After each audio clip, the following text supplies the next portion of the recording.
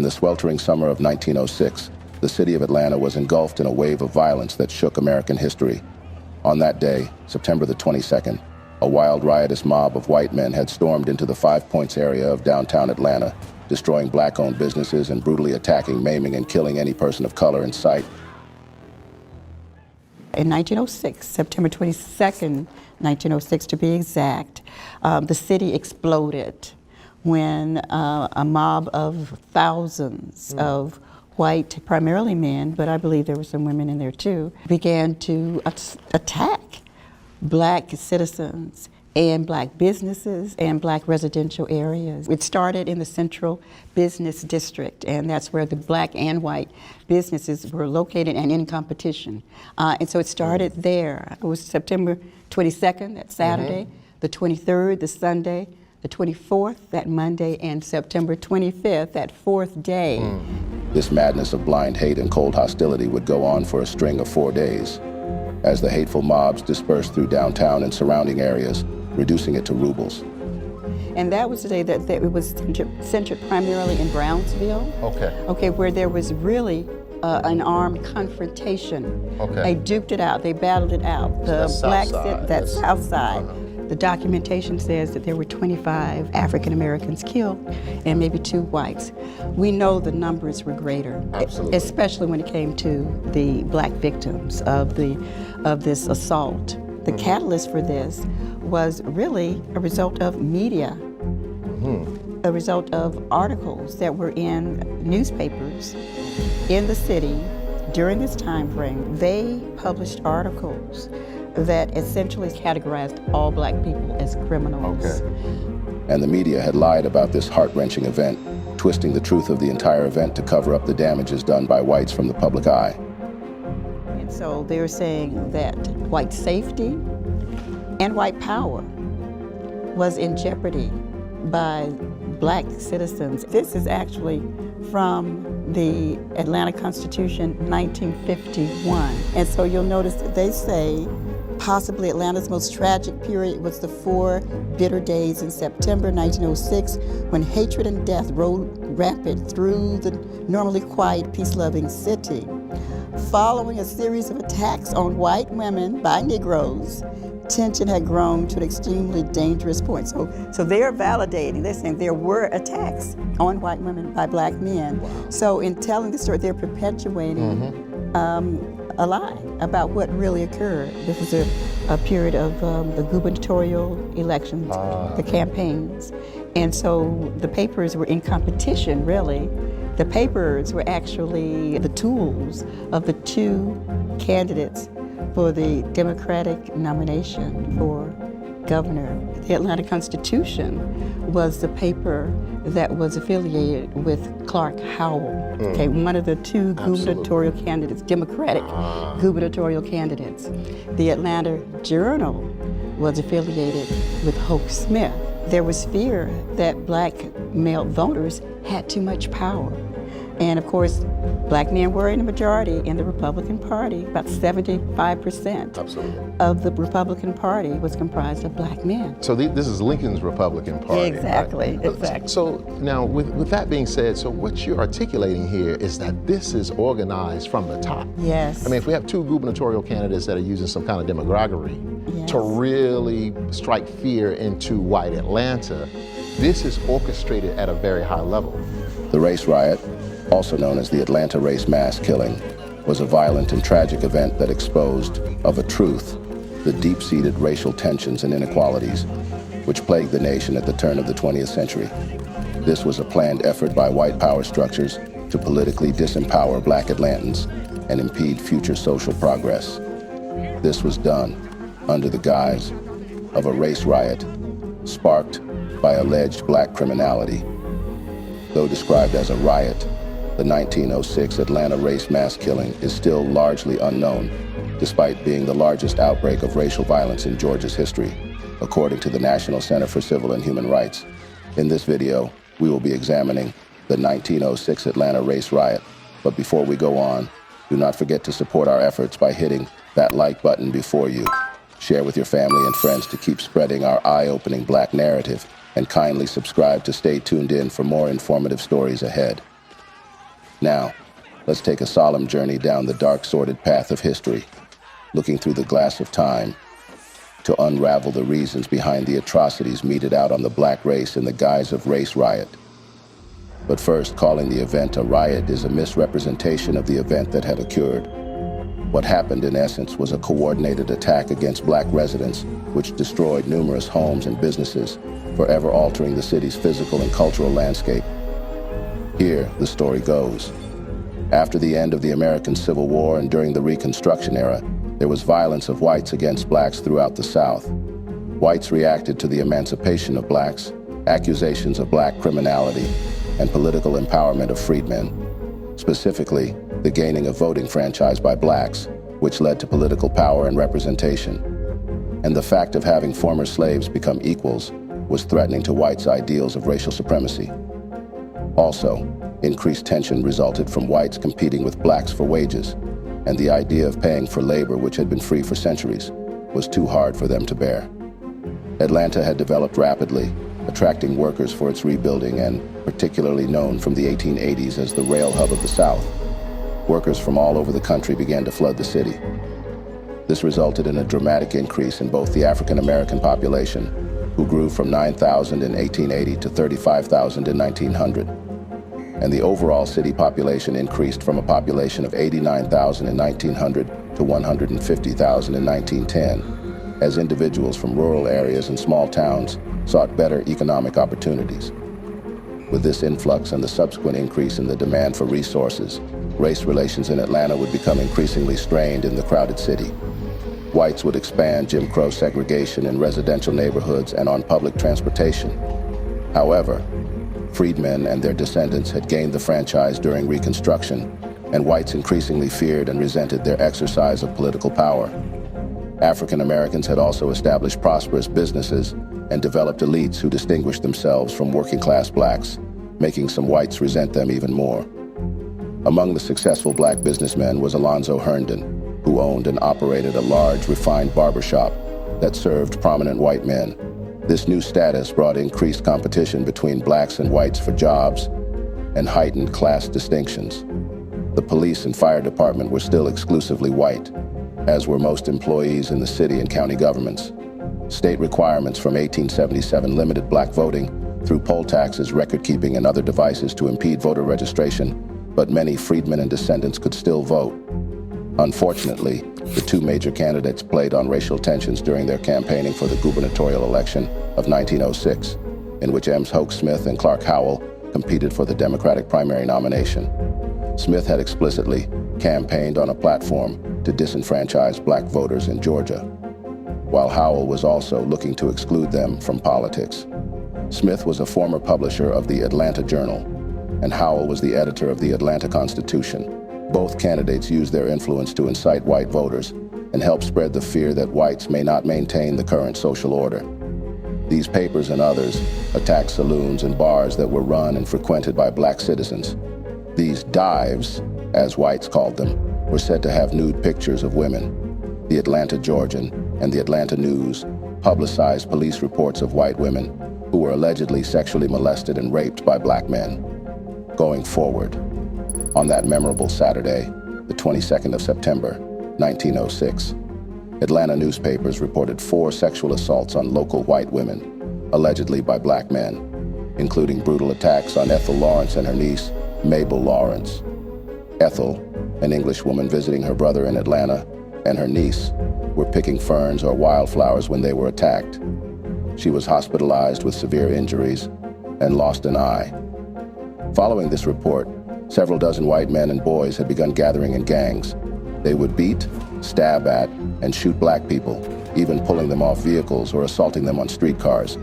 These unruly activities had begun in the 5 Point section of downtown. However, after extra editions of the report had been printed on paper, by midnight, estimates were that 10,000 to 15,000 white men and boys had gathered through downtown streets and were roaming just to attack blacks.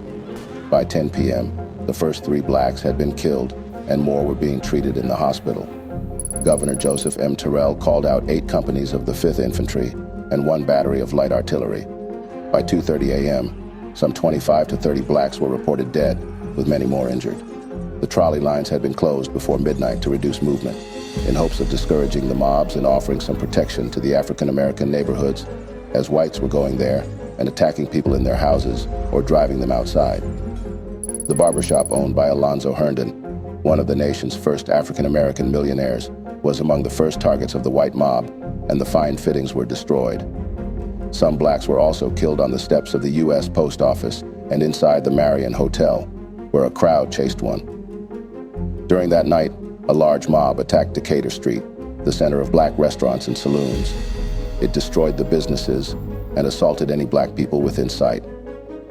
Mobs moved to Peter Street and related neighborhoods to wreak more damage. However, a heavy rain from 3 a.m. to 5 a.m. was said to have helped suppress the fever for rioting later that day. The racial terrorism inflicted by white mobs during the Atlanta mass killing sought to maintain white supremacy and dominance by instilling fear in the entire black community. This they had always resorted to achieve through unpredictable, arbitrary, and brutal violence. It was common during this era for a lynch mob's focus to expand beyond a specific person to target members of the person's family, neighbors, or any and all black people in the area.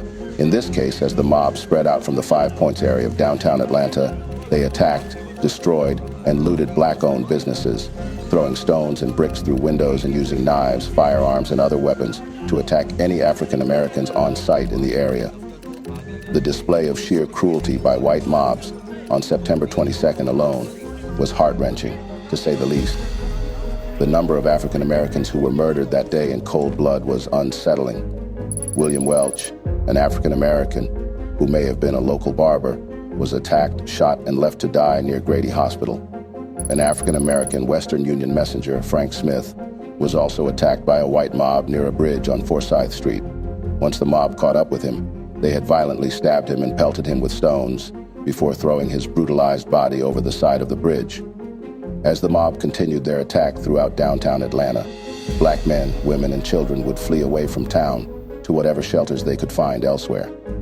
The segregated colored wards of Grady Hospital overflowed with dead and seriously wounded people who were blacks. Many of these would beg to stay at the hospital for protection from the attacking white mob still raging outside. Wounded black residents even sought refuge in the local police station, as a section of the headquarters had been designated an impromptu clinic area. According to reports, a black woman named Leola Maddox and her husband were trapped downtown while shopping on Mitchell Street and targeted by a roving white mob. Mrs. Maddox was fatally stabbed, and her husband was severely beaten. Later in the evening, white men shot and killed a black man named Will Marion in downtown Atlanta, and a black woman named Annie Shepard was also shot at point-blank range in the chest and killed in a separate location. Ms. Shepard was employed as a launderer and may have been walking to or from work when she was murdered. The mob violence would continue into the midnight of September 22. While looting a pawn shop, a mob of more than 75 white men saw Milton Brown, another African American, and had begun chasing him down Peters Street. Mr. Brown was shot 3 times in his chest, head, and shoulder. Members of the Atlanta Police Department witnessed Mr. Brown's attack but did not intervene. News reports stated that as Mr. Brown was waiting for an ambulance, he stated that he knew nothing of the trouble going on and that the attack on him was wholly unexpected. He gave up the ghost before an ambulance arrived. Milton Brown worked for the Stocks Coal Company as a laborer and was walking back to his home on Morris Street from a friend's house on Castleberry Street. From the 22nd to the 25th of September 1906, news reports issued various counts of the dead and wounded, and many unnamed victims were reported to have been beaten, shot, maimed, or brutalized as the riot continued without intervention. At this bloody point, several areas had become sites of concentrated violence during the riot, for white mobs all throughout the surrounding society had begun chasing black people all throughout Atlanta. The Kimball House Hotel off Decatur Street was swarmed by a white mob that gathered outside the hotel, waving newspapers and shouting, "The time to strike back is now." Off Marietta Street, violence targeting black people continued.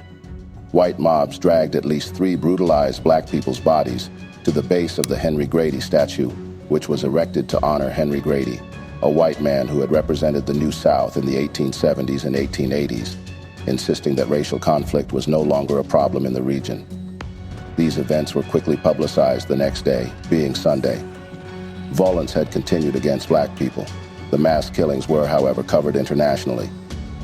Le Petit Journal of Paris would report black men and women were thrown from trolley cars, assaulted with clubs, and pelted with stones. Another account is from the Atlanta History Center. According to the center, some black Americans were hanged from lampposts, others were shot, beaten, or stabbed to death. They were pulled from streetcars and attacked on the street. As the terror continued into Monday, the 24th, same month of September, the white mobs had begun to migrate into nearby black communities, attacking black residents in their wake. On that Monday, September morning, Zeb Long was found hanging from a tree in East Point, Georgia, a suburb 8 miles south of Atlanta. According to news reports, the East Point police arrested Mr. Long on September 23rd for incendiary talk about the way white people were treating Negroes and imprisoned him in the town jail. At 5 a.m. the next morning, approximately 50 white men broke into the jail and abducted Mr. Long. During this era, it was not uncommon for lynch mobs to seize their victims from jails, prisons, courtrooms, or out of police hands. Though the police were armed and charged with protecting the men and women in custody, they almost never got to resist white mobs from doing whatsoever they want to do to the black people under their guardship. The mob would drag Mr. Long with a rope around his neck and would bring him out to a wooded area near the town. The New York Times reported that Mr. Long begged for his life, but despite his pleas, Mr. Long was promptly lynched. His body was later found hanging from the tree. By the evening of that day, black residents in the community of Brownsville, which is now South Atlanta, would receive word that the white mobs were advancing towards their community. A group of African Americans would quickly hold a meeting in the community on how to defend themselves, probably, because at this point they had become heavily armed. When Fulton County Police learned of the gathering, they feared a counterattack and launched a raid on Brownsville. As Brownsville residents prepared to defend themselves, the white mob arrived along with police officers and deputized white residents. The mob forced their way into homes and buildings and assaulted black residents while looking for weapons, being that Jim Crow laws made it illegal for African Americans to own firearms. When the mob confronted a group of black men on the street, a shootout ensued, and an officer was killed. In response, 3 companies of heavily armed militia were sent to Brownsville, where they seized weapons and arrested more than 250 African American men.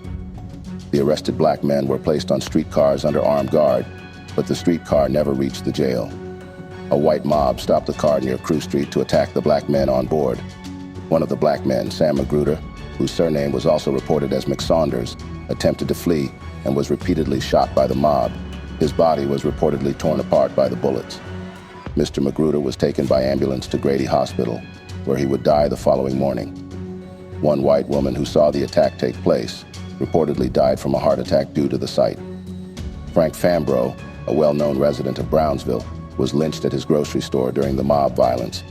A few years earlier, when Mr. Fambro testified as a witness in a murder trial, a local judge praised him as an example of the way to stop lynchings. But as the unchecked racial violence raged in Atlanta, Mr. Fambro was shot in the chest and killed in his own store, murdered by white men acting under the auspices of deputized authority. Another black man named George Wilder was found dead in a shed behind Mr. Fambro's store on September 25th, likely lynched by the same mob. Also, Mr. Wilder, a 70-year-old Civil War veteran who served with Union forces, was regarded as the oldest person lynched during the Atlanta mass killing. They wouldn't even care for his age. Despite fighting for freedom and the end of enslavement in the Civil War, he was lynched by white men who were fueled by the same deep-seated racial hostility more than 4 decades later. However, following the outbreak of violence on September 22nd, military and police presence increased throughout the city, and troops could be seen on every corner for the next several days. Rather than subduing the violence and protecting the most vulnerable residents, the law enforcement presence seemed to make the streets more dangerous for black people. No arrests were reported among the thousands of white Atlantans who had beaten and killed black residents. Allison Bantimba, liaison for the Fulton County Remembrance Coalition, said, "Many black Atlantans were arrested simply for arming themselves to protect their families and neighborhoods." Myrick Harris, a higher education administrator, activist, and public historian, also said that the individuals responsible for the violence defied stereotypes. They were not all so-called lower class, working class, illiterate white people who were in this mob, she says. These were the upstanding white citizens of the city. They ran the gamut from lower class, working class, middle class, upper class, law enforcement, lawyers, doctors. They were all a part of this raging mob. Early in the morning on Tuesday, September 25th, Will Moreland and James Fletcher, two black men, were further killed by Atlanta City Police on Randolph Street. They were promptly shot by two white officers who responded to allegations of a disturbance caused by Negroes firing at passing white men. And just to justify the shootings, the Atlanta Constitution reported that the police officers were shot at before killing Mr. Moreland and Mr. Fletcher. But those claims were never confirmed or scrutinized in court. It was unclear whether the officers who lynched Mr. Moreland and Mr. Fletcher were full-time officers or newly deputized white men granted official authority to patrol the city, much like the lawless mobs. Also, on that 25th, one Sam Robinson was shot and killed by soldiers for not halting. Mr. Robinson, who was employed as a carpenter in South Atlanta, was on his way to work when he was murdered. The presence of white paramilitary citizens, police officers, and state militia did little to quell the riot. On the contrary, instead, it had served in many cases to increase the number of casualties. Meanwhile, as the police arrests and violence against black Atlanta residents continued, black leaders and white officials would meet privately to discuss plans for ending the terror, and the city's Chamber of Commerce held a public meeting. Although the riot had been the product of white mob brutality, fueled by the sensationalized narratives of racial hostility spread by the white press, these meetings insisted on a narrative that the violence was due to black Atlanta residents' failure to protect white women. News reports of the mass killing spread throughout the United States and Europe, but much of the coverage was inaccurate because Atlanta officials minimized the degree of death and destruction that occurred to spare the city's reputation and protect its business interests. Sadly, many people's lives were forever changed by witnessing these events.